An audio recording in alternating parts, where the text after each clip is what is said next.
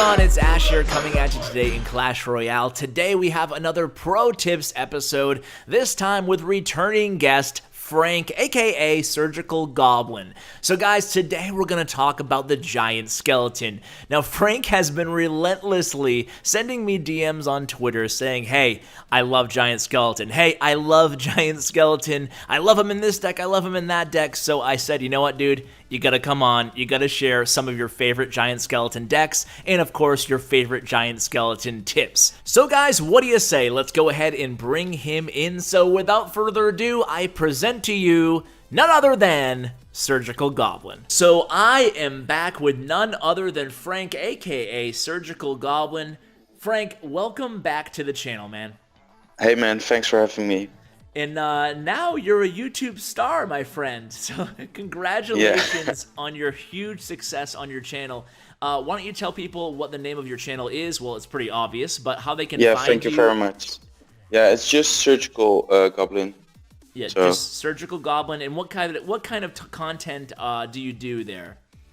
I'm trying to bring educational content. For example, me explaining decks, or I also did a video about my level 1 account being almost in Royal Arena, so that was pretty interesting, but overall just like educational content. Nice, man. Yeah, I checked out almost all your videos now, and I really love the content, so people should definitely check you out. I'll make sure I include the information to subscribe and check out maybe your most recent video in the description for this video, so you guys can all check that out. But the reason I have you on today is because you tweeted at me a picture of a deck that you were having a lot of success with, actually 2 decks, and they both included an interesting card that I think a lot of folks out there are really going to enjoy, and that card is the Giant Skeleton. So can you tell us a little bit maybe about what is your overall feelings on the Giant Skeleton? Why have you started using him, and what do you think his strengths and weaknesses are in general before we delve into these 2 decks? Yeah, so the Giant Skeleton, defensively, it can be really good because his bomb, when he dies, he leaves a bomb, or he drops a bomb, I mean. And that bomb can basically blow up anything except for high HP units, for example, a bowler, or it doesn't really affect the giant. But stuff like a Mega Minion and Musket and those kind of troops, he will just annihilate. And offensively, it can be really good to bait out, for example, an Inferno. And then I also used a Giant Skeleton Hulk Rider deck. So if you can bait out their Inferno with your Giant Skeleton, your Hulk has a free way to go. So that also really worked out well for me. Okay, so where do you see the Giant Skeleton fitting in the current meta right now? Like, why do you think you're having success with him? Because, you know, maybe a few weeks ago it seemed like, you know, or a month ago it seemed like almost nobody was using Giant Skeleton. And now you're starting to see him here and there. Why do you think that he's entered the arena, so to speak? I think people are starting to use him more because there are, for example, the Mega Minion can't lure it.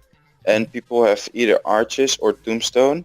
And a Tombstone you can lock pretty much. And Arches can also be taken out pretty easy. And then if they can't lure your Giant Skeleton, it can go on the tower and the bomb does like 900 damage. So that's crazy.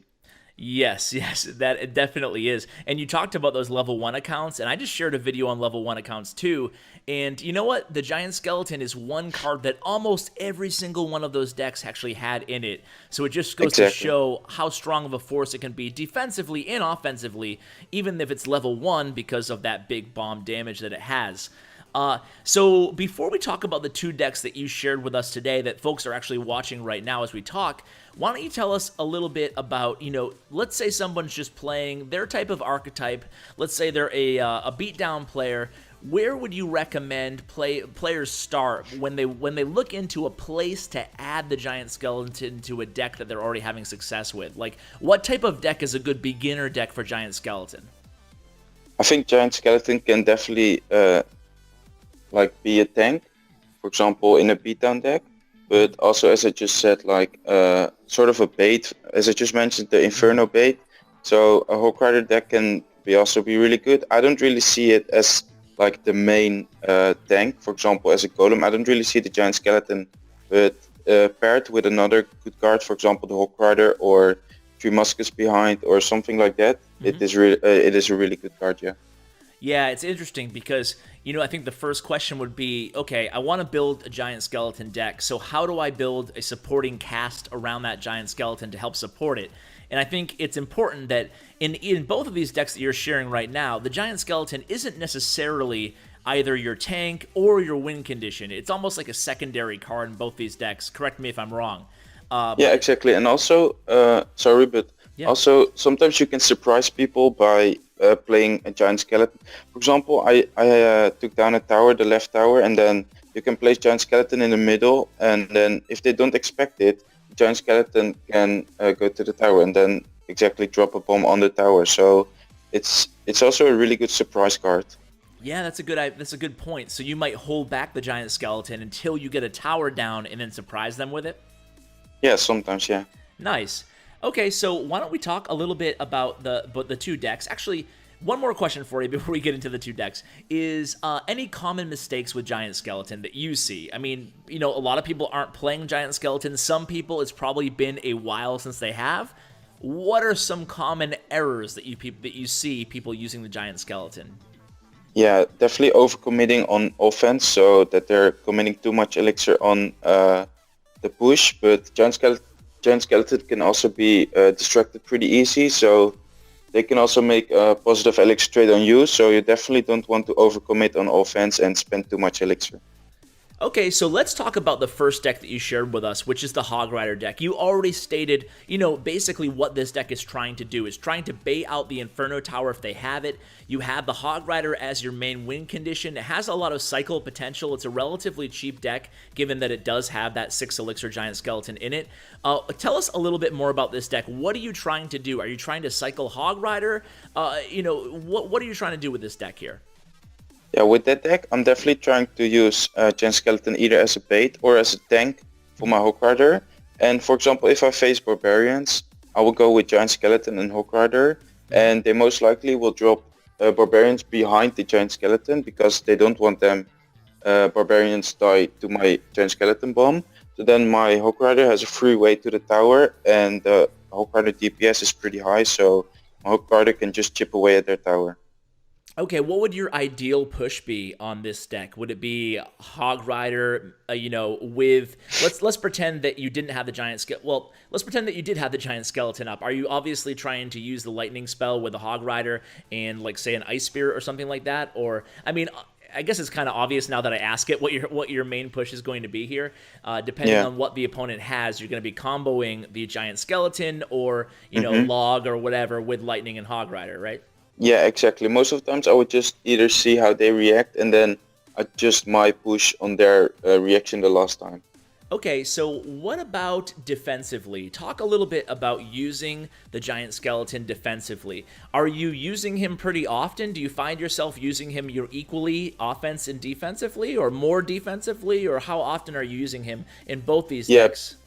Pretty equal. Actually, I really like to use giant skeleton defensively if I face a beatdown deck.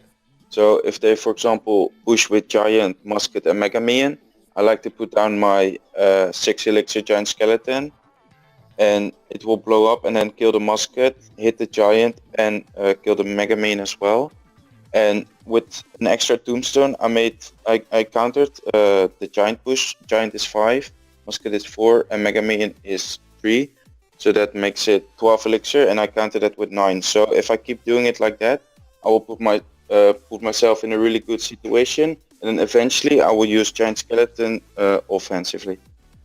Very nice, very nice. I like that idea of just continuing to almost collect those small elixir advantages throughout the match and then capitalizing, when the opponent probably suspects that you have less elixir than you do, just making that big counter push, Yeah, exactly. Big fan of that.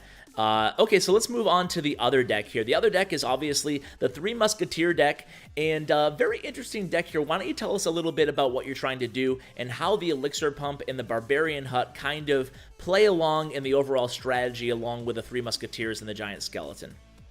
So yeah, that deck I made is really interesting because it is really high cost, but it also has the 2/1 Elixir cards in it. And I definitely don't like to put down Collector right away because you make yourself really vulnerable to a big push or just a single Hulk Rider and not be able to defend it.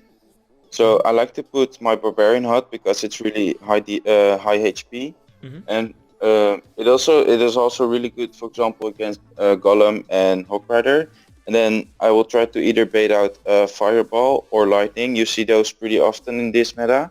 And then when I'm up Elixir, I will drop my Collector to even build up a bigger Elixir advantage. And then most of the times I will put my 3 Muskets down when it's overtime, and I will go with a double lane push, and I will most likely put my Giant Skeleton in front of the single musket, and then put Ice Spirit after my double muskets. Nice. That seems like it could be an absolute lethal combination, especially if you have your Barbarian Hut down, because you'll have, naturally you'll have the Barbarians tanking for one of the split Musketeers, and then you can plop down the Giant Skeleton, and I don't know what the defender's going to do in that situation. Yeah, most of the time, exactly, I 3-crown them by overwhelming them because I have such a big Elixir advantage. So yeah, it's a really nice deck in my opinion. Now, how do you feel about the pump right now? I mean, I'll be honest with you. I get kind of excited when I see my opponent plays the pump because I'm like, ooh, really? Playing the Elixir pump, it's not too strong right now. I think maybe it's in line for a buff coming soon. We'll have to see because it seems like, the play went from almost everybody using it to almost nobody using it. So what do you feel about it? I mean, when are you playing the pump? You already said you're not going to start out a match with a pump. Yeah, exactly. I feel like you have to place the pump when you either bait it out, for example, a rocket or anything like that, or when you're, for example, up 3 Elixir, you can place it down without putting yourself in a really bad situation, getting Hulk Ridered or anything. Yeah, and me too is what I do is I don't play it often, but when I do, I tend to wait for my opponent to commit to one of my towers, and then I'll play the pump behind the safe tower, Yeah, exactly. Yeah. Also, I wanted to ask you, before I let you go here, because I know you're kind of limited on time here, it's late where you are right now. So I wanted to ask, you played 2 Pro vs. Pro matches, one against Electrify, one against Colton W. You swept both matches, so you're 6-0 right now. Correct me if I'm wrong.